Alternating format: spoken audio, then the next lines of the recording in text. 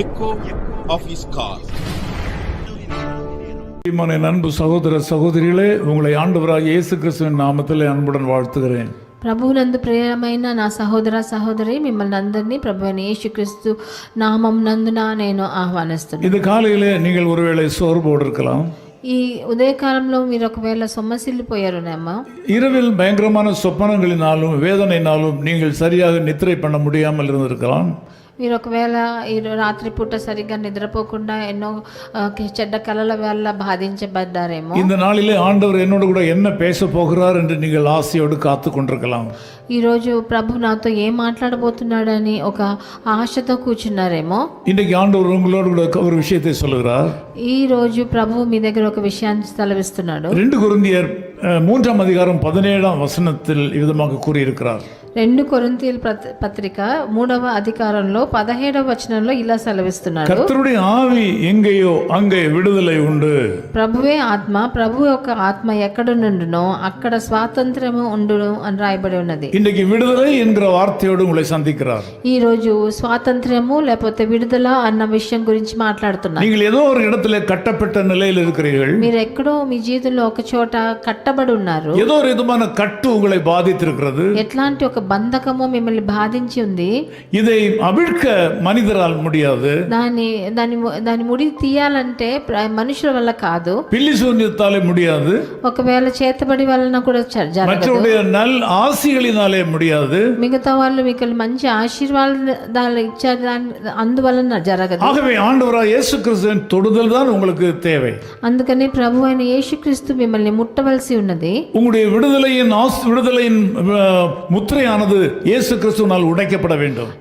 మీకు విడుదలను ఇవ్వవలసిన ముద్ర ప్రభు అయిన యేసుక్రీస్తు చేతిలో ఉంది. அதைத்தான் கர்த்தருடைய ஆவி எங்கேயோ அங்கே விடுதலை உண்டு. అందుకనే ప్రభు ఆత్మ ఎక్కడుందో అక్కడే విడుదల ఉందని. இது இயேசு கிறிஸ்து மாத்திரம் தான் உங்களுக்கு இன்றைக்கு இது செய்ய முடியும். మన ప్రభు అయిన యేసుక్రీస్తు ఒక్కడే ఇది చేయగలడు. கர்த்தருடைய ஆவிக்குள்ளாக வாருங்கள். ప్రభు ఆత్మలోకి రండి. ஆவிக்குரிய அனுபவத்துக்குள் வாருங்கள். మీరు ఆత్మ అన్న ఒక అనుభవంలోకి రండి. இயேசு கிறிஸ்துவிடத்திலே உங்கள் ஆவி உடல் பொருள் அத்தனையும் காணிக்கையாக செலுத்துங்கள். ప్రభు అయిన యేసుక్రీస్తుకి మీ శరీరం, మీ ఆత్మ సంపూర్ణంగా మీరు సమర్పించండి. அப்படியானால் உங்கள் சொத்துக்களை கொடுக்க வேண்டும் என்று அர்த்தம் அல்ல.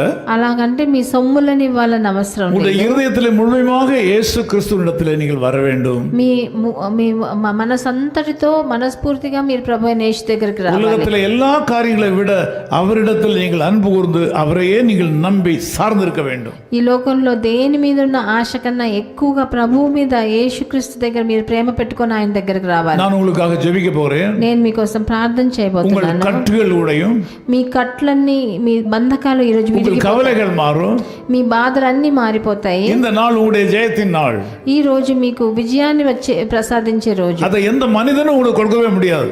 ఇది ఏ మనిషి మీకు ఇవ్వలేని విషయం. இயேசு கிறிஸ்து மாத்திரம் தான் கொடுக்க முடியும். ప్రభు అయిన యేసుక్రీస్తు ఒక్కడే మీకు విడుదలను ఇవ్వగలడు. கண்களை மூடி ஆண்டவரை நோக்கி பாருங்கள். కళ్ళు మూసి ప్రభు అయిన యేసుక్రీస్తుని చూడండి. அன்பின் ஆண்டவரே, இந்த காலவேளையில் உம்மிடத்தில் வருகிறோம். ఈ ఉదయకాలంలో మీ దగ్గరికి వస్తున్నాం ప్రియ తండ్రి. இந்த மக்களை நம்முடைய அன்பு கரங்களில் ஒப்புக் கொடுக்கிறோம். నాతో ఏకీభవించే జనులను మీ చేతికి అప్పగిస్తున్నాను నాయనా. இன்னைக்கு கட்டப்பட்ட நிலையில் இருக்கிறார்கள். వాళ్ళందరూ బంధింపబడి ఉన్నారు, சோர்வோடு இருக்கிறார்கள், ఎంతో సొమ్మసిల్లిపోయి ఉన్నారు, களைப்போடு இருக்கிறார்கள், ఎంతో నీరసంగా ఉన్నారు తండ్రి. பாவ பாரத்தினாலே பாதிக்கப்பட்டிருக்கிறார்கள். పాప భారముతో ఎంతో కృంగిపోయి ఉన్నారు నాయనా. இயேசு கிறிஸ்துவின் நாமத்திலே நான் இவளை விடுவிக்கிறேன். ప్రభు అయిన యేసుక్రీస్తు నామము నందున మిమ్మల్ని நீர் கொடுத்திருக்கிற அதிகாரத்தின்படி நான் இவளை ஆசீர்வதிக்கிறேன்.